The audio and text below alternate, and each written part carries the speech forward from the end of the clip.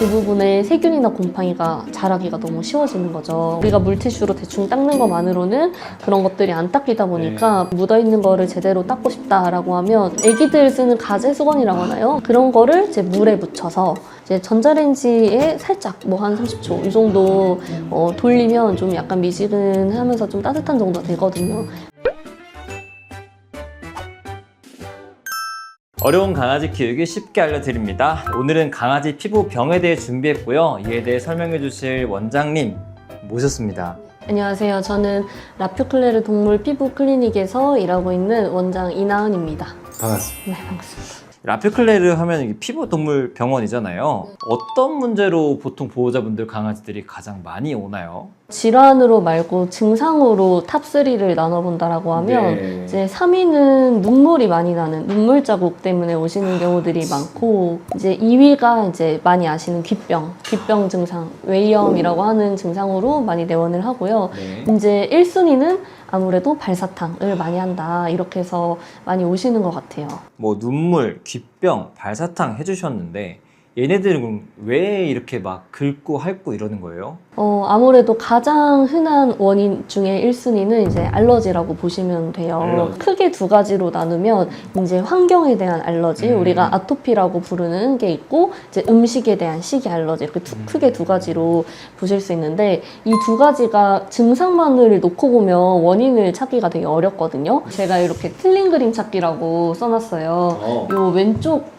그림 같은 경우에는 이제 환경 알러지, 아토피가 있는 아이들의 증상 분포고요. 네. 오른쪽에 있는 사진은 음식에 대한 알러지가 있는 아이들의 증상 분포예요. 네. 지금 보시면 거의 차이를 못 느끼시겠죠. 아무래도 음식이 입으로 들어왔다가 항문으로 나가다 보니까 유독 입을 너무 많이 긁거나 항문 주변이 너무 붉다 그러면 이제 환경 알러지보다는 음식 알러지 쪽에 조금 더 초점이 맞춰지기는 그러네요. 하는데 그래도 증상만으로는 원인이 환경이다, 음식이다 이렇게 찾기가 좀 어려운 경향이 있어요. 식이 알러지, 환경 알러지 말씀하셨는데 얘네들은 왜 생기는 거예요?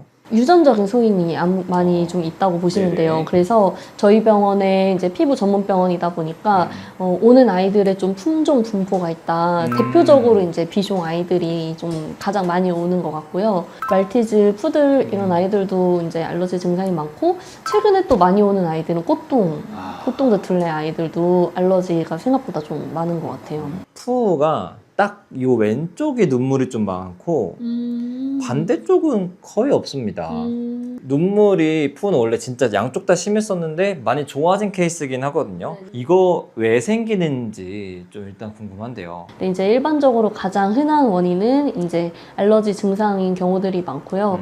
이게 공기 중에 계속 노출이 되다 보면 이제 포피린이라고 하는 색소가 있어요. 그게 이제 이렇게 산화가 되면서 이제 자국을 만드는 거죠. 사과 색깔 변하듯이. 맞아요. 그런 거랑 좀 비슷한 원리라고 보시면 돼요. 일반적으로는 눈물 관련해서는 식이 알러지가 좀 더 경우들이 많은 것 같고요. 환경 알러지가 원인이다라고 네. 하면 봄, 가을에만 눈물이 터지는 아이들이 있어요. 대표적으로 꽃가루처럼. 꽃가루에 알러지가 있는데 음식 먹는 거는 다 똑같은데 어떤 계절에만 특히 발생을 한다 그러면 되게 면밀하게 저는 1년 사계절 잘 지켜보시라고 말씀을 드리거든요. 당장에 뭔가 이거 닦고 싶잖아요. 이거 빨갛게 좀 덜 됐으면 좋겠어요. 그런 방법이 있을까요? 제일 좋은 거는 이게 눈물이 계속 노출이 돼 있으면서 이제 색깔이 변하는 거니까 맞아요. 최대한 건조하게 해주시는 게 좋죠. 부드러운 화장솜에다가 물 살짝 묻혀가지고 좀 닦아주시고 잘 말려주시고 그 정도만 해주셔도 괜찮습니다. 이제 다음 두 번째로 많이 오는 이 귀병에 대해 좀 얘기를 해보고 싶은데 얼마큼 좀 뭔가 위험하거나 안 좋은 질병인가요? 모든 애들이 다 귀병을 앓는 건 아니거든요. 그 중에서 특정 애기들이 유독 귀병을 더 자주 앓게 되는 경우들이 있는데 그거는 결국은 이제 가장 흔한 원인이 이제 알러지로 인한 증상, 염증이 먼저 생기는 거죠, 안에서. 가끔 애기들이 지나가다가 얘는 귀가 어딨어요? 이래요. 근데 이렇게 덮여있단 말이에요. 어떻게 좀 잘 통풍시켜주는 방법이 있을까요? 곱창밴드라고 하는 거 있잖아요. 그런 걸로 이렇게 살짝 뭐 하시는 방법도 있고 애기들이 드라이기로 하면 소리 때문에 되게 싫어하거든요. 그래서 이제 소리가 거의 없는 이제 무선 선풍기 같은 것들 그런 걸로 좀 살짝 좀 말려주시는 것도 도움이 될 수 있을 것 같아요. 가장 많이 온다고 하는 이 발사탕. 아, 이건 저도 진짜 여름만 되면 너무 스트레스예요. 특히 장마철에 항상 여지없이 구석에서 핥고 있거든요. 발사탕을 하는 원인은 이제 너무 네. 다양할 수 있는데 가장 흔한 게 아까 말씀드린 이제 알러지로 인한 이제 문제이고요. 습관적으로 하는 발사탕은 지속 시간이 5분 이상 넘지 않는 경우들이 많아요. 그리고 하지 마 했을 때 딱 안 하는 정도의 이제 행동은 이제 습관적인 걸로 볼 수도 있는데 네네. 알러지 때문에 아기가 정말 가려움증을 심하게 느껴서 발을 핥는다. 네. 그러면 정말 이제 발이 심하게 다 젖을 정도로 핥는 경우들도 많고 말려지지 않는 경우도 많고 지속 시간이 훨씬 긴 경우들이 많죠. 일단은 발이 항상 제일 문제가 되는 이유는 귀랑 좀 비슷한데요. 네네. 발 사이사이가 있잖아요. 그러다 보니까 습하게 유지될 수밖에 없는 부위이기는 해요. 그러다 보니까 특히 이제 덥고 습한 여름에는 이제 아기들이 핥는 증상으로 인해서 이제 축축하게 되면 그 부분에 세균이나 곰팡이가 자라기가 너무 쉬워지는 거죠. 그 세균 곰팡이가 또 가려움증을 유발해요. 그러면 그것 때문에 또 더 가려워서 더 핥고 이게 계속 악순환이 굴러가는 거거든요. 당장의 대처 방법이라던가 근본적인 해결 방법 이걸 좀 명확히 알려주시면 좋을 것 같습니다. 너무 핥는 것 같으면 일시적으로 좋아질 때까지 네카라를 씌우신다든지 그리고 이제 습해져서 세균이나 곰팡이가 감염이 되어 있는 상태면 그 두 가지 자체가 가려움증 유발하기 때문에 네. 그거를 이제 약용 샴푸나 뭐 소독 성분이 들어있는 소독약을 이용해서 그 세균이랑 곰팡이를 한번 싹 씻겨주는 것도 이제 가려움증을 완화하는 데 도움이 되거든요. 온라인상에서 핫했던 방법이 포비도 세면대에 똑똑 떨어뜨리고 거기에 발을 담갔대면 습진균에서 죽는데요. 당연히 이제 포비돈이 소독 성분이다 보니까 네. 세균을 죽이는 데는 효과가 있을 수는 있어요. 네. 근데 적절한 농도가 맞춰지지 않으면 오히려 더 자극이 되는 경우가 있어서 만약 그런 것들 사용하신다라고 하면 이제 정확한 그런 농도를 맞춰서 쓰시거나 아니면 네. 아예 이제 병원에서 처방되는 이제 제품을 사용하시는 게 더 좋을 것 같아요.